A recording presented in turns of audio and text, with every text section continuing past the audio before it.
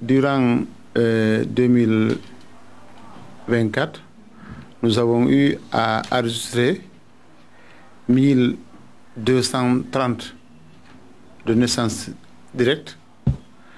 Et nous avons eu à faire des déclarations de décès. Environ 76 actes. Et au niveau des mariages, nous sommes à 565 actes de mariage célébrés. Et pour ce qui concerne des jugements supplétifs tenant lieu d'actes de naissance, nous avons eu à enregistrer ou à transcrire 8622 actes. Et pour ce qui est des jugements supplétifs tenant lieu d'actes de décès, nous avons pu enregistrer 197 actes. Et nous avons pu aussi faire la transcription de 27 jugements de mariage. Et à cela s'ajoute l'activité qui domine beaucoup aussi au niveau de l'état civil, c'est la biométrie ou la digitalisation des actes. Je voulais vous dire, en ce jour, nous avons fait 35 695 actes numérisés depuis 2020, que le programme a commencé. C'est ce que nous avons pu faire au niveau de la commune de Dixine. Oui, il y a eu toujours une évolution par rapport à ce que nous faisons, dû à l'accompagnement que nous avons eu au niveau de la commune à travers l'UNICEF, Enabel, les dispositions aussi prises par l'autorité communale à travers les séances de sensibilisation et d'information au niveau de la commune de Dixine, ce qui concerne l'état civil. En plus aussi, nous avons des centres secondaires, 2 centres secondaires. Nous sommes beaucoup plus proches des citoyens que par le passé. Donc c'est ce qui a créé un engouement. Et je voudrais revenir pour le cas spécifique aussi des actes de mariage.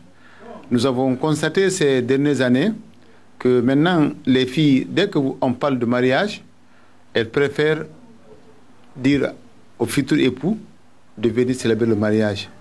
Parce que la plupart commencent à comprendre que c'est l'acte du mariage qui garantit le mariage.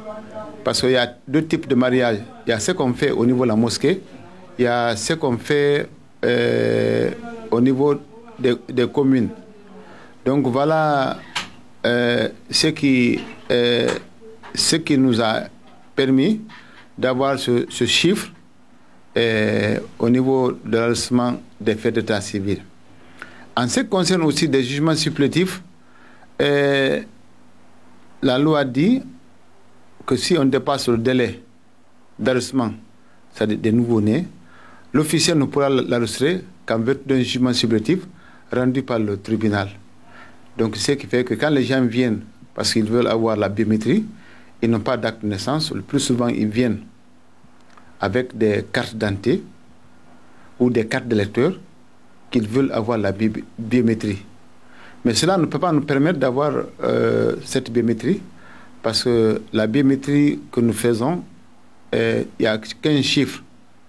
Entre ces 15 chiffres, il y a ce qui concerne l'acte de naissance. Dans ça, il y a ce numéro-là.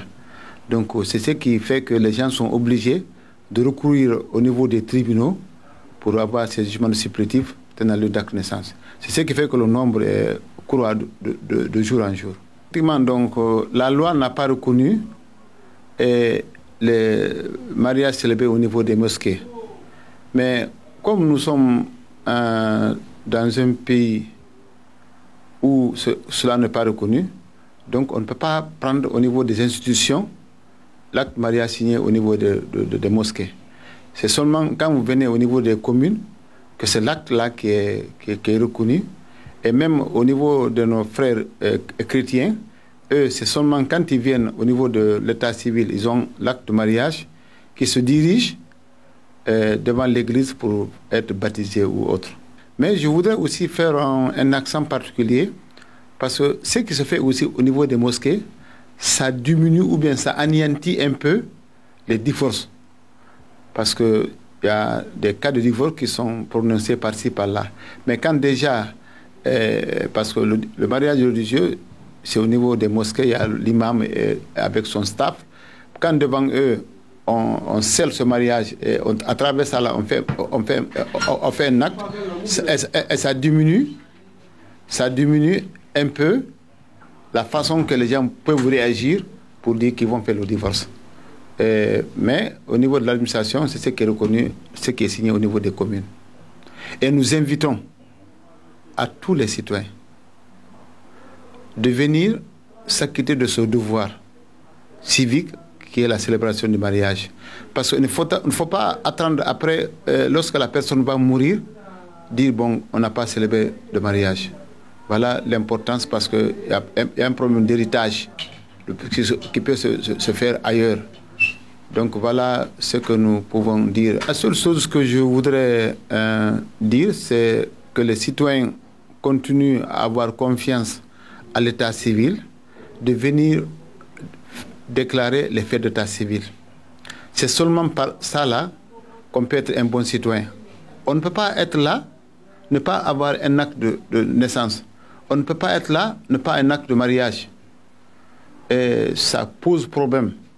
Mais je voudrais encore féliciter le conseil municipal, la délégation spéciale, à travers ce qui a été fait au niveau des salles de mariage. Antérieurement, c'était délabré, mais ils ont eu à climatiser tous les bureaux. Et vraiment, ça nous met dans le confort de pouvoir bien travailler. Et à ces nouveaux chefs de quartier, c'est de nous aider à ce que les déclarations de naissance au niveau au niveau des quartiers, ou au niveau centre secondaire, ou au niveau des hôpitaux, que ça soit déclaré au niveau des choses. Parce que chacun a sa partition dans l'élaboration de ces faits d'état civil.